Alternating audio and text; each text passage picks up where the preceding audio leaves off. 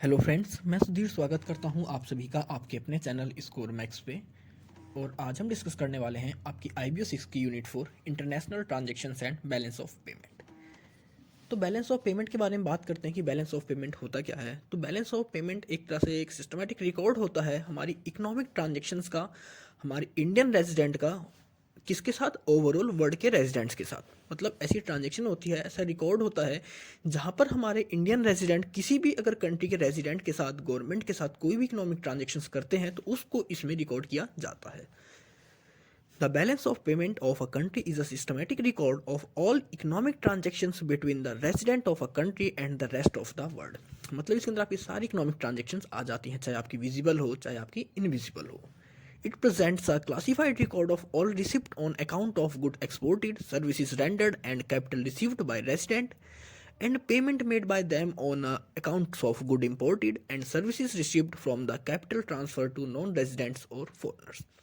तो इसके अंदर हम रिकॉर्ड करते हैं, क्लासिफाइड करते हैं रिकॉर्ड्स को कि हमारे रेजिडेंट्स के थ्रू दूसरी कंट्री के प्रोडक्ट परचेज करने के बाद, इंपोर्ट करने के बाद, उनकी सर्विस को लेने के बाद कितनी पेमेंट करी गई और कितने दूसरी कंट्रीज़ के रेजिडेंट ने हमारी कंट्री के प्रोडक्ट को एक्सपोर्ट किया, हमारी कंट्री से सर्विस को लिया, या किन एनआरआईज ने, नॉन रेजिडेंट्स जो होते हैं, उन्होंने अपनी इनकम को ट्रांसफ़र किया हमारी कंट्री में, हमारी कंट्री से दूसरी कंट्री में। तो नॉर्मली जब हम बैलेंस ऑफ पेमेंट की बात करते हैं तो इसके अंदर तीन तरह के आपके फाइनेंशियल फ्लो होते हैं, तीन तरह की फाइनेंशियल एक्टिविटी को रिकॉर्ड किया जाता है। तो पहली होती है इसमें, first the value of visible exports can be balanced against the value of invisible import to determine trade balance. Trade in merchandise represents these visual items like grain, oil, jewellery, garments and machines. तो सबसे पहला आपका इसमें जो flow होता है वो हमारा विजिबल एक्सपोर्ट और विजिबल इंपोर्ट का होता है। क्योंकि हमें जितना इंपोर्ट करना है हम सोचते हैं कि हम उसी के बराबर अपना एक्सपोर्ट भी करें, क्योंकि इंपोर्ट में हमें जो फॉरेन एक्सचेंज की नीड होती है वो फॉरेन एक्सचेंज कहीं ना कहीं हमारा जो विजुअल एक्सपोर्ट होता है उसी से आता है। और इसके अंदर हम नॉर्मली बात करते हैं ट्रेड, जैसे हमारा ग्रेन हो गए, ऑयल्स हो गई, ज्वेलरी, गारमेंट्स और मशीन्स। और हमारा जो विजिबल एक्सपोर्ट और इंपोर्ट होता है प्रोडक्ट का, इसको हम बैलेंस ऑफ ट्रेड भी कहते हैं। दूसरा फाइनेंशियल फ्लो होता है हमारे इनविजिबल एक्सपोर्ट और इनविजिबल इंपोर्ट का। इसके अंदर हम इंक्लूड करते हैं जैसे कि आपकी शिपिंग सर्विसेज हैं, शिपिंग है, इंश्योरेंस है, टूरिज्म है, कंसल्टेंसी है, चाहे आपकी बैंकिंग सर्विस है। मतलब इसके अंदर हम सारी सर्विस को इंक्लूड करते हैं सेकंड फ्लो के अंदर बैलेंस ऑफ पेमेंट के। और तीसरा होता है thirdly the balance of payment consist of balance of investment and other capital flows called capital account balance. तो तीसरे के अंदर हम बात करते हैं इन्वेस्टमेंट के बारे में कि कितना हमने दूसरी कंट्री के अंदर इन्वेस्टमेंट किया, मतलब कितना हमारी कंट्री से हमारी जो कैपिटल है, हमारी जो करेंसी है, दूसरी कंट्री में आउटफ्लो हो गई, या कितनी करेंसी, कितना कह सकते हैं हम फ्लो कैश का दूसरी कंट्री से हमारी कंट्री में इनफ्लो हुआ। If these combined export exceed these combined import there are favorable current account। और अगर हम देखते हैं हमारा जो एक्सपोर्ट है वो ज़्यादा होता है इंपोर्ट से, तो हमारा जो करंट अकाउंट होता है वो फेवरेबल होता है। मतलब हमारा जो बैलेंस ऑफ पेमेंट का बैलेंस है वो सरप्लस होता है करंट अकाउंट का। लेकिन अगर अभी हमारा इंपोर्ट ज़्यादा होने लग जाए कंपैरिजन टू हमारे एक्सपोर्ट के, तो वहाँ पर हमारा जो करंट अकाउंट का बैलेंस होगा वो अनफेवरेबल हो जाएगा, क्योंकि हमारे पास वहाँ पर खर्चे ज़्यादा हो जाएंगे और हमारे पास इनकम कम होगी। It is rare that both these variables are just equally और परफेक्टली बैलेंस। और बहुत कम देखा जाता है कि आपका एक्सपोर्ट और इंपोर्ट दोनों एक दूसरे के बराबर हों और परफेक्टली बैलेंस हों। Total visible and invisible export balance against visible and invisible imports is called current account balance. और आपके करंट अकाउंट में क्या आता है, करंट अकाउंट में आता है चाहे हम विजिबल ट्रेड करें चाहे इनविजिबल ट्रेड करें, मतलब इनविजिबल और विजिबल एक्सपोर्ट और इंपोर्ट, इनका जो भी अकाउंट होता है, जो इनका बैलेंस आता है, रिकॉर्डिंग होती है, वो सारी हमारी होती है करंट अकाउंट के अंदर। बात करते हैं नेचर ऑफ इंटरनेशनल ट्रांजेक्शन्स। तो जब भी हम डोमेस्टिक ट्रांजेक्शन की बात करते हैं तो डोमेस्टिक में आपकी दो या दो से ज़्यादा पार्टीज इन्वॉल्व होती हैं किसी ट्रेड के लिए, किसी ट्रांजेक्शन्स के लिए। तो वहाँ पर उनके लिए पेमेंट की कोई इशू नहीं होती, ट्रांजेक्शन्स में उन्हें कोई इशू नहीं आता, क्योंकि वो एक ही जब कंट्री के अंदर है तो उन्हें एक ही कंट्री के रूल्स रेगुलेशंस फॉलो करने पड़ते हैं, उनकी सेम करेंसी होती है। और इन फ्यूचर इन केस अगर उन्होंने कोई करेंसी को अपने कॉन्ट्रैक्ट में पहले डिक्लेयर कर रखा है, मेंशन कर रखा है कि किसी इंटरनेशनल करेंसी में पेमेंट करेंगे, रिसीविंग होगी, तो हाँ उनके लिए इजी होता है इंटरनेशनल ट्रांजेक्शन्स को कर पाना। लेकिन अब हम बात करते हैं इंटरनेशनल लेवल पे। मतलब अगर हम इंटरनेशनल लेवल पे कोई भी ट्रांजेक्शन करते हैं तो वहाँ पर दो या दो से ज़्यादा कंट्रीज़ के हमारे एक्सपोर्टर इंपोर्टर्स इन्वॉल्व होते हैं। तो वहाँ पर हमें बहुत सारे डायमेंशंस होते हैं जिनको ध्यान रखना होता है उस एक्सचेंज को करने के लिए, उस ट्रांजेक्शन्स को कंप्लीट करने के लिए।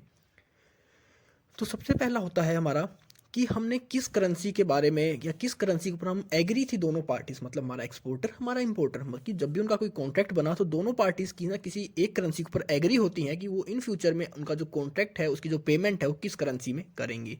तो सबसे पहले उन्हें इस चीज़ का ध्यान रखना होता है कि वो अपनी पेमेंट के लिए किस तरह की करेंसी या किस इंटरनेशनल करेंसी या किसी देश की करेंसी का यूज़ करेंगे। फिर दूसरा होता है मतलब क्रॉस करेंसी रेट, मतलब इसमें होता है कि मैं जैसे अगर हम इंडिया और ऑस्ट्रेलिया के ट्रेड की बात करें तो किस तरह इंडिया की करेंसी को हम ऑस्ट्रेलियन करेंसी में एक्सचेंज कर पाएंगे उनके रेट के हिसाब से, क्योंकि ट्रेड तो तभी पॉसिबल होगा जब हमारी करेंसीज एक दूसरे के बराबर एक्सचेंज हो पाएंगी। तो इसके लिए हम नॉर्मली थर्ड करेंसी का यूज़ करते हैं। तो इसमें हम एग्जाम्पल में समझ सकते हैं कि हम यूएस डॉलर का यूज़ करेंगे। यूएस डॉलर को आप इससे समझ सकते हैं कि जैसे हमारे पास ये एक इंडियन है और एक हमारे पास ऑस्ट्रेलिया है, तो हम इसके बीच में यूएस डॉलर का यूज़ करेंगे। अब हम देखेंगे कि 1 यूएस डॉलर में कितनी इंडियन करेंसी आती हैं और 1 यूएस डॉलर के अंदर कितनी ऑस्ट्रेलियन करेंसीज आती हैं। फिर इनका जो भी वैल्यू होगी इंडियन करेंसी और ऑस्ट्रेलियन करेंसी की कंपैरिजन टू $1, उन दोनों को हम इक्वली प्रूफ कर लेंगे, उन दोनों को इक्वली रख लेंगे एज अ एक्सचेंज रेट। और तीसरा होता है कि जब हम इस फॉरेन करेंसी का यूज़ करेंगे, इस फॉरेन करेंसी को हम कहाँ से परचेज़ करेंगे। अब हो सकता है आपका जो इंडिया है और ऑस्ट्रेलिया है ट्रेड कर रहे हैं और ये दोनों एग्री हुए हों कि हम किसी या तो इंटरनेशनल करेंसी का यूज़ करेंगे, अमेरिकन करेंसी का यूज़ करेंगे, डॉलर का यूज़ करेंगे। तो ये उस करेंसी का अरेंजमेंट कहाँ से करेंगे, कहाँ से उस करेंसी को खरीदेंगे और किस तरह की गवर्नमेंट रेगुलेशंस को फॉलो करेंगे, कौन से ऑथराइज बैंक होंगे, एजेंसीज होंगी जिसके थ्रू वो अपनी ट्रांजेक्शन्स को कंप्लीट करेंगे। तो इंटरनेशनल लेवल पे जब हम ट्रांजेक्शन्स करते हैं तो हमें इन सभी डायमेंशंस का ध्यान रखना होता है। हम the balance of payment statement, कि अब बैलेंस ऑफ पेमेंट जो स्टेटमेंट बनती है ये किस तरह की होती है। तो सबसे पहले हम बात करेंगे कि डबल एंट्री बुक कीपिंग, मतलब आपकी बैलेंस ऑफ पेमेंट जो होता है इसके अंदर आपकी हर रिकॉर्ड की डबल एंट्री होती है। अगर कोई एंट्री आपके डेबिट साइड में हुई है तो सेम उसी अमाउंट की एक एंट्री आपके क्रेडिट साइड में भी होगी। तो इसमें क्या होता है कि आपका जो बैलेंस ऑफ पेमेंट का जो बैलेंस होता है बोथ साइड्स का, चाहे डेबिट साइड का चाहे क्रेडिट साइड का, दोनों हरदम मैच करता है एक दूसरे के साथ। और इन इंसिडेंट्स अगर कभी आपके बैलेंस मैच ना करे बैलेंस ऑफ पेमेंट के, कैश और क्रेडिट और डेबिट साइड के, तो आप समझ सकते हैं कि वहाँ पर आपने या तो कोई ओमिशन है या ना कोई आपका एरर है वहाँ पर आपकी पोस्टिंग करने से रिलेटेड। और जब हम बात करते हैं डबल एंट्री के अंदर, तो इसके अंदर हम बात करते हैं नॉर्मली हम सारे विजिबल एक्सपोर्ट, इनविजिबल इंपोर्ट, मतलब विजिबल और इनविजिबल ट्रेड की बात करते हैं। तो आपका जो विजिबल और इनविजिबल ट्रेड होता है उसको रिकॉर्ड करते हैं हम बैलेंस ऑफ पेमेंट स्टेटमेंट के अंदर, कैपिटल अकाउंट के अंदर। अब बात करेंगे करंट अकाउंट के अंदर। यहाँ पर करंट अकाउंट आएगा आपका कैपिटल की जगह, इसे आप करेक्ट कर लेना, रिकॉर्डिंग करंट अकाउंट, क्योंकि आपका जितना भी ट्रेड होता है चाहे आपका विजिबल हो चाहे आपका इनविजिबल हो, वो सारा का सारा आपका करंट अकाउंट के अंदर मेंशन होता है। अब बात करते हैं कैपिटल अकाउंट के बारे में। तो कैपिटल अकाउंट के बारे में या कैपिटल अकाउंट के अंदर नॉर्मली हम बात करते हैं इन्वेस्टमेंट से रिलेटेड, कि किस तरह कोई कंट्री हमारी कंट्री में इन्वेस्टमेंट कर रही है, किस तरह हमारी कंट्री में दूसरी जो कंट्री है उसकी करेंसीज का इनफ्लो हो रहा है, या हमारी कंट्री की करेंसी का किस तरह दूसरी कंट्री करेंसी में आउटफ्लो हो रहा है। तो कैपिटल अकाउंट के अंदर जो बैलेंस ऑफ पेमेंट स्टेटमेंट में आता है, पहला आता है आपका फॉरेन डायरेक्ट इन्वेस्टमेंट। तो फॉरेन डायरेक्ट इन्वेस्टमेंट की बात करें तो एक तरह से ये डिपेंड करता है कि किस तरह आपके रिलेशंस हैं अदर दूसरी कंट्रीज़ के साथ, क्योंकि जब आपके रिलेशंस अच्छे होंगे दूसरी कंट्रीज़ के साथ तभी वो आपकी कंट्री में इन्वेस्ट करेंगे, उनकी करेंसी से आपकी कंट्री में इन्फ्लो होगा। और नॉर्मली जो हमारा एफडीआई है इसको लेके कौन आता है, आपके मल्टीनेशनल कॉरपोरेशंस आती हैं अपनी सब्सिडरी के थ्रू, क्योंकि एक मल्टीनेशनल कंपनीज ही हैं, कॉरपोरेशंस ही हैं जो कि ओवरऑल वर्ल्ड अपनी सब्सिडीज़ को एस्टेब्लिश कर रही हैं। वहाँ पर उनका कह सकते हैं उनका जो ऑपरेशन है, उनका काम होता है वो कर रही हैं, और इसी के थ्रू वो दूसरी अलग अलग कंट्रीज़ में एंटर करती हैं, इन्वेस्टमेंट करती हैं। तो अगर हम इंडिया की बात करें, दिस में be wholly owned by foreigner as was permitted in India in number of lines as part of economic reforms initiated in 1991। तो 1991 से पहले अगर हम बात करें इंडिया के अंदर जो एफडीआई था बहुत कम इन्फ्लो हुआ करता, क्योंकि तब तक हमारे जो रूल्स रेगुलेशंस ऐसे नहीं थे कि जो फॉरेन की कंपनीज थी या मल्टीनेशनल कॉरपोरेशंस थी हमारी कंट्री के अंदर एंटर कर सकें, हमारी मार्केट का पार्ट बन सकें। लेकिन 1991 के अंदर हमारे बैलेंस ऑफ पेमेंट को फेवरेबल बनाने के लिए या अपने ट्रेड को बढ़ाने के लिए कुछ ऐसी पॉलिसीज़ लाई गई, इकोनॉमिक रिफॉर्म्स इनिशिएट किए गए, जिसके थ्रू की फॉरेन डायरेक्ट इन्वेस्टमेंट को इनकरेज किया गया। दूसरा होता है portfolio investment. Portfolio investment involves purchase of financial assets, generally with the maturity greater than 1 year. Of course, in the absence of minimum lock-in period, these assets can be changed hand myriad times within a financial year. In the game foreign institutions investors are the main players. अब इसमें होता है कि आप किसी दूसरी country में investment ना कर लेकिन दूसरी कंट्री किसी कॉरपोरेशंस के अंदर अपने फाइनेंशियल असेट्स को आप परचेज कर लेते हैं, फाइनेंशियल सिक्योरिटीज़ को परचेज कर लें, तो वो होता है आपका पोर्टफोलियो इन्वेस्ट। मतलब आप किसी दूसरी कंट्री के अंदर आकर अपनी कोई सब्सिडरी ओपन नहीं कर रहे, कोई इन्वेस्टमेंट नहीं कर रहे, लेकिन आप उस कंट्री की कोई ना कोई फाइनेंशियल असेट्स को, सिक्योरिटीज़ को परचेज कर लेते हैं। जैसे आपके गवर्नमेंट बॉन्ड होते हैं, किसी कंपनी के शेयर्स हो गए, गवर्नमेंट सिक्योरिटीज़ हो गई, ट्रेजरी बिल्स हो गए, तो ये सब आपके इसके अंदर आ जाते हैं। और इसके अंदर आपके फॉरेन इंस्टीट्यूशनल इन्वेस्टर्स होते हैं, वो इसके मेन प्लेयर हैं आपके पोर्टफोलियो इन्वेस्टमेंट के अंदर। ये नॉर्मली हमारी जितनी भी कंपनीज हैं, मल्टीनेशनल कंपनीज हैं इंडिया की, उनके अंदर उनके जो फाइनेंशियल असेट्स होते हैं, सिक्योरिटीज़ होती हैं, शेयर्स होते हैं, उनको परचेज करते हैं और इनका जो टाइम पीरियड होता है मैच्योरिटी का, वो मोर देन 1 ईयर होता है। तीसरा आता है आपका शॉर्ट टर्म इन्वेस्टमेंट। अब शॉर्ट टर्म इन्वेस्टमेंट की बात करें, इसके अंदर वो सिक्योरिटीज़ आती हैं जिनका मैच्योरिटी पीरियड 1 साल से कम का होता है। तो ये थे आपके कैपिटल अकाउंट के तीनों पार्ट। करंट अकाउंट के अंदर मैंने आपको पहले ही बता दिया कि आप इनविजिबल और इनविजिबल ट्रेड को उसके अंदर कह सकते हैं रिकॉर्ड करते हैं। तो ये थे आपकी बैलेंस ऑफ पेमेंट स्टेटमेंट। अब India balance of payment position. तो India balance of payment position के बारे में बात करें तो India had a adverse trade relation adverse balance visible in 1993 to 1994. The usually story behind 1949 and 1949 and 50 and the 1997 to 1998 with the precarious exceptions of 2 years 1972 to 73 and 1976 to 1977। तो हमारा जो भी कह सकते हैं ट्रेड था, बैलेंस ऑफ पेमेंट की position थी विजिबल ट्रेड की, वो अच्छी नहीं थी, कह सकते हैं हम नेगेटिव फॉर्म में जा रहे थे। यहाँ पर हमारा एक्सपोर्ट तो ज़्यादा, मतलब एक्सपोर्ट कम हो रहा था और हमारा इम्पोर्ट ज़्यादा हो रहा था। इसका रीज़न क्या था? इंटरनेशनल लेवल पे मार्केट में हमारे जो प्रोडक्ट की वैल्यू थी वो कम थी, हमारी जो गुडविल थी वो इतनी अच्छी नहीं थी कि दूसरी कंट्रीज़ हमारे प्रोडक्ट को परचेज करें।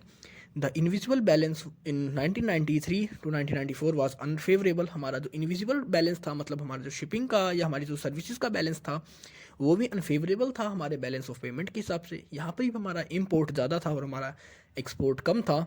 But taking into account both visible and invisible there was a current account deficit. तो इसमें हमने क्या देखा, हमारा जो करंट अकाउंट था मतलब वो डेफिसिट में आ गया।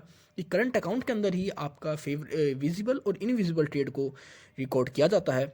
In the capital account inflows were more than the twice the outflow resulting a very substantial surplus. तो हम कैपिटल अकाउंट की बात करें, कैपिटल अकाउंट मतलब 199 के बात की बात कर रहे हैं हम, 1993 और 1994 के आसपास की बात कर रहे हैं। तो उस टाइम हमारा जो हमारी न्यू इकोनॉमिक रिफॉर्म्स आए थे उसकी वजह से हमारा जो कैपिटल अकाउंट था कहीं ना कहीं वो इनफ्लो ज़्यादा हुआ, दूसरी कंट्री से हमने ज़्यादा इनफ्लो हुआ उनकी करेंसीज का हमारी कंट्री में, और हमारा आउटफ्लो कम हुआ। तो उसकी वजह से हमारा जो बैलेंस ऑफ पेमेंट की पोजीशन थी वो कहीं ना कहीं सरप्लस में आ गई थी। The international trading and financial situations remaining very unfavourable since the economic and financial crisis of East Asia in July 1997। तो हमारी जो इंटरनेशनल ट्रेडिंग थी या हमारी जो फाइनेंशियल कंडीशन थी वो हमारे लिए फेवरेबल नहीं थी जब तक कि ईस्ट एशिया क्राइसिस नहीं हुए थे 1997 के बीच में। All over the world, developing countries have been experiencing significant pressure on the balance of payment.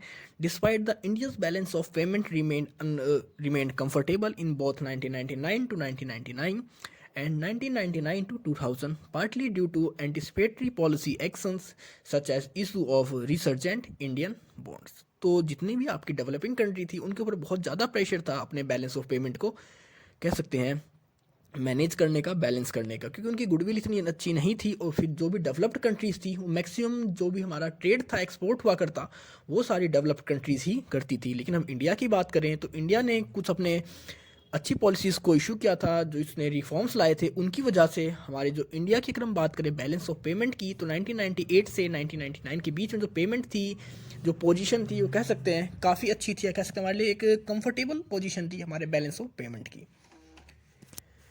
The balance of indebtedness, तो बैलेंस ऑफ इंडेप्थनेस होता क्या है? It is a concept use to measure the assess the burden of external डेप्थ for a country. मतलब हमने किसी दूसरी country से कितना डेप्थ ले रखा है, उस चीज़ को मेजर करने का कॉन्सेप्ट है। क्योंकि जब हम बैलेंस ऑफ पेमेंट की बात करते हैं, हमारे पास एक्सपोर्ट कम होता है, इंपोर्ट ज़्यादा होता है, तो उस कंडीशन में हमें अपने इंपोर्ट को पूरा करने के लिए, अपनी नीड को पूरी करने के लिए हम दूसरी कंट्रीज से लोन लेते हैं, डेप्ट लेते हैं। तो उसी चीज़ को इसके अंदर रिकॉर्ड किया जाता है। The total debt liability of a debtor nation are measured by debt stock और debt outstanding and disbursed। तो जो भी हमारी डेप्ट लाइबिलिटीज होती है, उसको क्या कहते हैं हम? डेप्ट स्टॉक कहते हैं, डेप्ट आउटस्टैंडिंग कहते हैं, या disburse. The balance of indebtedness is equal to the stock of foreign assets own by a domestic residents minus the stock of domestic assets own by the residents abroad. A positive balance of indebtedness mean that a country is in a net international creditor and a negative balance mean that is the net debtor। तो अगर आपका indebtedness का जो balance है, अगर आप positive होता है आपका बैलेंस, तो मतलब आप अदर कंट्रीज़ को लोन प्रोवाइड कर रहे हैं, उन्हें क्रेडिट दे रहे हैं। लेकिन अगर आपका बैलेंस ऑफ indebtedness का बैलेंस माइनस में आता है, नेगेटिव में आता है, तो इसका मतलब आप खुद डेटर हैं, मतलब आपके ऊपर दूसरी कंट्रीज़ का लोन है, जिसके लिए आपके लाइबल है उस लोन को पे करने के लिए। अब बैलेंस ऑफ पेमेंट को इस डायग्राम के थ्रू आप और अच्छे से समझ पाएंगे कि नॉर्मली हमने बैलेंस ऑफ पेमेंट को दो पार्ट में डिवाइड करा है, एक आपका करंट अकाउंट, दूसरा कैपिटल अकाउंट। फिर करंट अकाउंट को भी दो पार्ट में, विजिबल और इनविजिबल। विजिबल के अंदर आपके गुड्स आ जाते हैं और इनविजिबल के अंदर आपकी सर्विसेज, इनकम ट्रांसफर आ जाती हैं। इनके अंदर फिर आपका सर्विसेज के अंदर आपकी जो भी सर्विस इंक्लूड करते हैं, चाहे बैंकिंग है, इंश्योरेंस है, शिपिंग है, वो सब कुछ आ जाती हैं। इनकम में आता है आपका प्रॉफिट, इंटरेस्ट, डिविडेंड। ट्रांसफर्स के अंदर आता है आपका गिफ्ट, डोनेशन, रेमिटेंस। अब कैपिटल अकाउंट की बात करते हैं, जहाँ हम इन्वेस्टमेंट की बात कर रहे थे। इसके अंदर हम तीन पार्ट में डिवाइड करते हैं, इन्वेस्टमेंट, लोन, एनआरआई अकाउंट। तो इन्वेस्टमेंट के अंदर आपका एफडीआई, एफआईआई, एफपीआई मतलब foreign direct investment, foreign institutional investment, या आपका फॉरेन पोर्टफोलियो इन्वेस्टमेंट होता है। लोन के अंदर सोवर्जियन लोन या कमर्शियल लोन, मतलब आपके जो गवर्नमेंट लोन लेती है या फिर आपके जो कमर्शियल इंडस्ट्रीज हैं वो लोन लेती हैं। और एनआरआई अकाउंट के अंदर आपके रेमिटेंसीज, गिफ्ट, डोनेशन।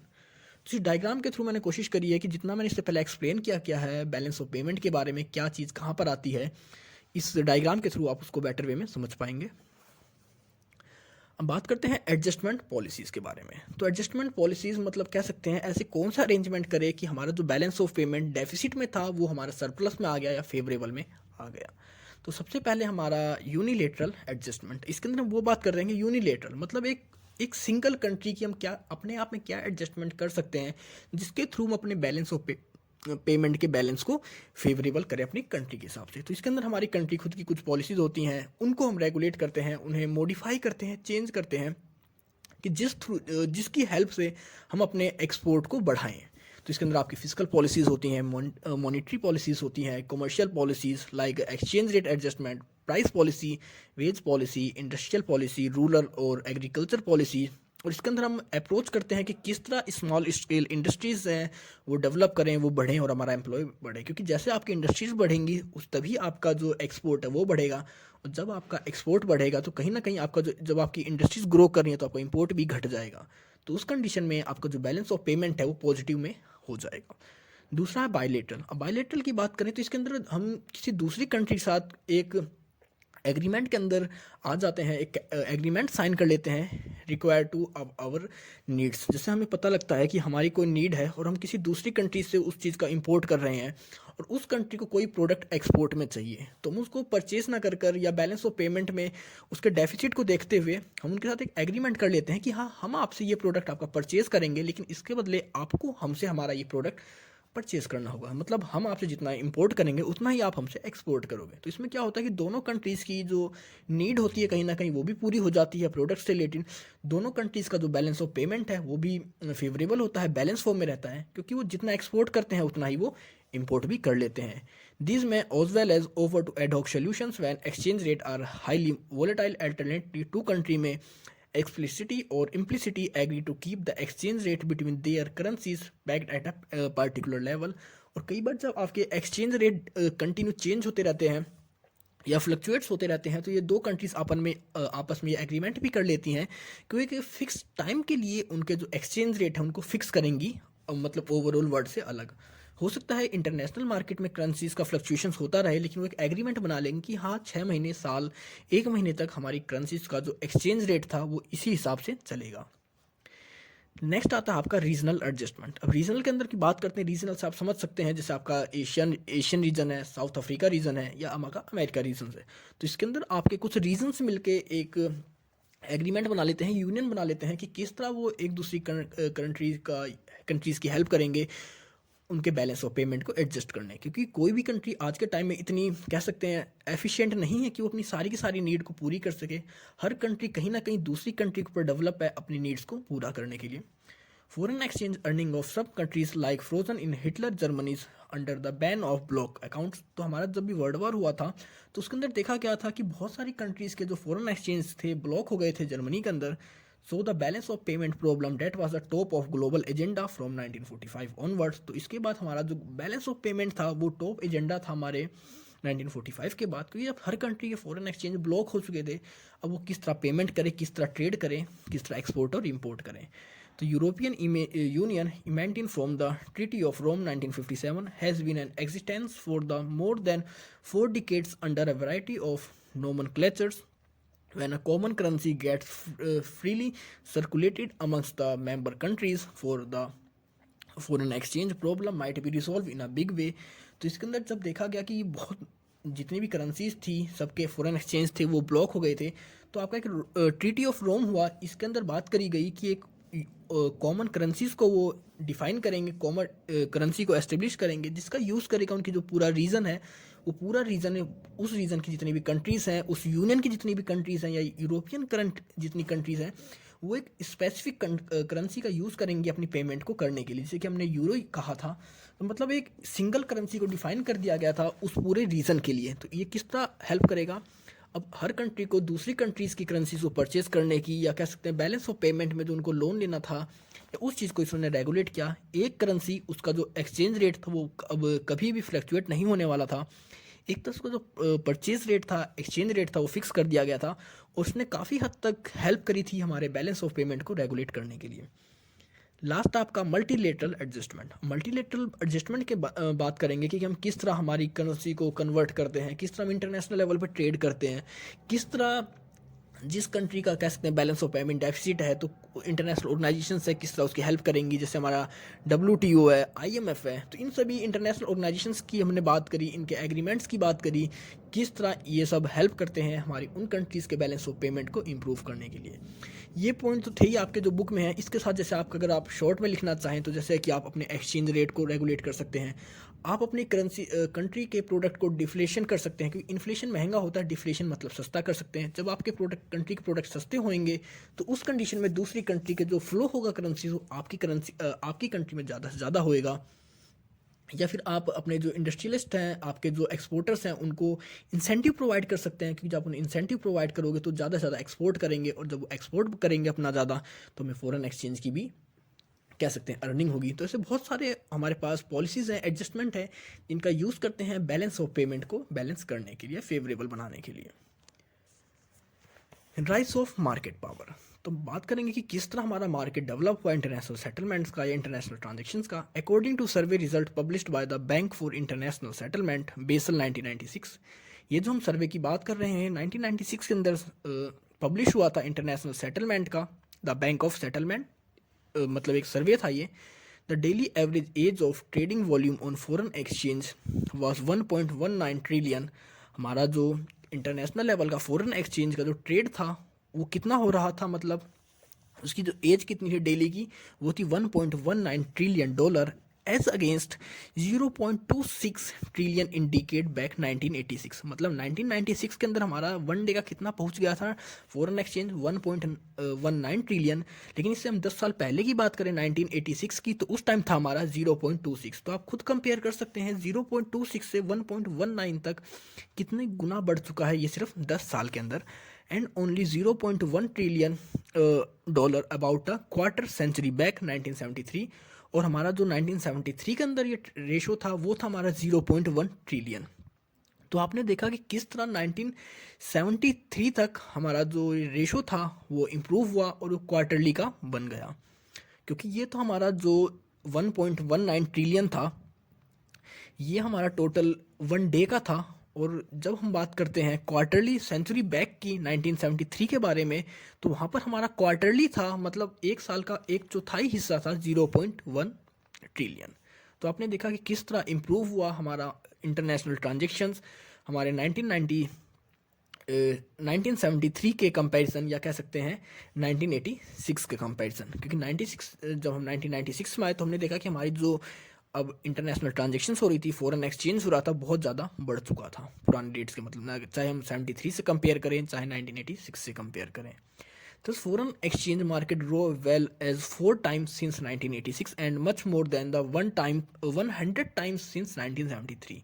तो अगर हम बात करें 1986 से हमारा जो फॉरेन एक्सचेंज मार्केट था ये 4 गुना बढ़ा था, लेकिन अगर हम बात करें 1973 से तो वो बढ़ा था सिर्फ 100 times। Both the size of market and its growth was straggling and unique. There was not a parallel case over the entire financial horizon of the globe.